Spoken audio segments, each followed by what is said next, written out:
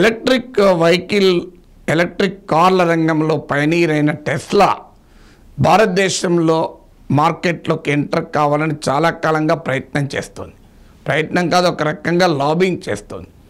అయితే ఇండియాలో ఉన్నటువంటి హై ఇంపోర్ట్ డ్యూటీ వల్ల ఇండియాలోకి ఎంటర్ కాలేకపోయింది. ఇప్పుడున్న ఇంపోర్ట్ డ్యూటీ 70 to 110%. అంటే సుమారు 50 లక్షలు కనుక కారు ఉంటే మరో 50 లక్షల వరకు కూడా ఇంపోర్ట్ డ్యూటీ పడి అది ₹1,00,00,000 అవుతుంది. దాంతో దాని ప్రైస్ కాంపిటేటివ్గా ఉండదు. ఇప్పుడు కేంద్ర ప్రభుత్వం తన విధానాన్ని మార్చుకొని ఎలక్ట్రిక్ వెహికల్స్ పైన ఇంపోర్ట్ డ్యూటీని గణనీయంగా తగ్గిస్తూ నిర్ణయం తీసుకున్నారు. 70 to 110% ఉన్నదాన్ని కాస్త 15% తగ్గించారు. అయితే ఈ రాయితీ 5 ఏళ్ల వరకు మాత్రమే అందుబాటులోకి ఉంటుంది. But still it is a very big concession. ఈ కన్సెషన్ చూస్తే చాలా క్లియర్గా టెస్లా కొరకే ఉద్దేశించినట్లుగా కనబడుతుంది. ఎందుకంటే టెస్లా గత కొంతకాలంగా ఎమర్జింగ్ మార్కెట్స్లోకి ఎంటర్ అయ్యటానికి రిలేటివ్లీ చీపర్ వర్షన్ ఆఫ్ కార్ను తీసుకురావాలని. ఇప్పుడు అమెరికన్ మార్కెట్లో ఉన్న కార్ కాస్ట్ ఇండియాలో కనుక పెడితే అది వర్కౌట్ కాదు, వైబుల్ కాదు. అందువల్ల ఈ ఇండియా లాంటి ఎమర్జింగ్ ఎకానమీస్లో అరౌండ్ 40 lakh కార్ ఇంట్రడ్యూస్ చేయాలి అని చాలా కాలంగా టెస్లా ఆలోచిస్తుంది. అది కనుక జరిగితే ఇది డిస్రప్షన్ అవుతుంది.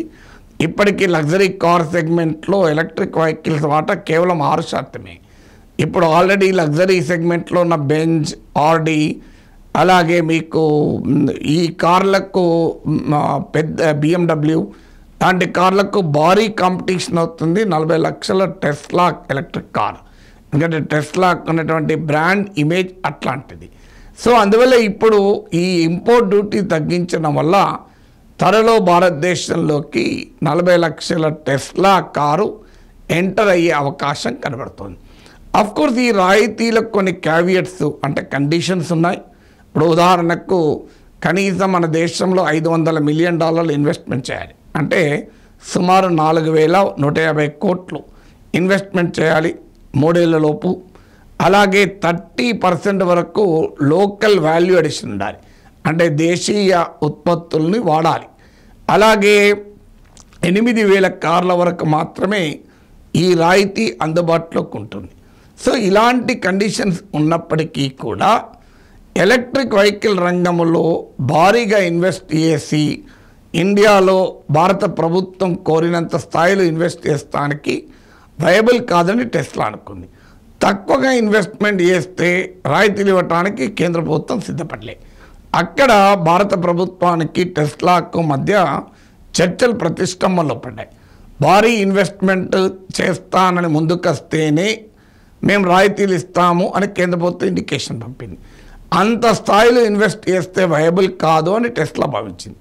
ఇప్పుడు ఈ ఇంపోర్ట్ డ్యూటీ కన్సెషన్స్ ఇవ్వడం ద్వారా ఇన్వెస్ట్మెంట్ మార్జిన్ కూడా ఆ స్థాయిలో లేదు కనుక డెఫినెట్గా ఇది టెస్లాకు ఉపయోగపడుతుంది. అయితే టెస్లా ఒక్కదానికి ఉపయోగపడుతుందా? ఇంపోర్ట్ డ్యూటీ అనేది టెస్లా కొరకు కాదు కదా అని.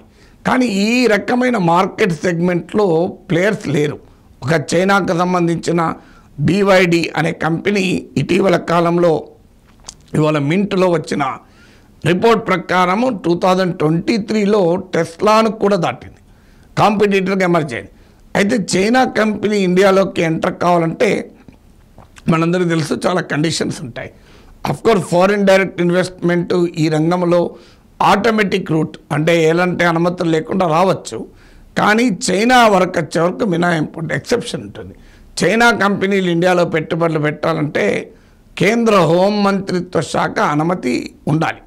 అందువల్ల టెస్లాకు ఉన్న అడ్వాంటేజ్ అది చైనీస్ కార్ మేకర్తో పోలిస్తే. అందువల్ల చైనీస్ కార్ మేకర్ కూడా ఇండియాలో ఎంటర్ అయ్యడానికి చూస్తోంది. కానీ ఈ కండిషన్ వల్ల టెస్లాకు అడ్వాంటేజ్గా మారుతుంది.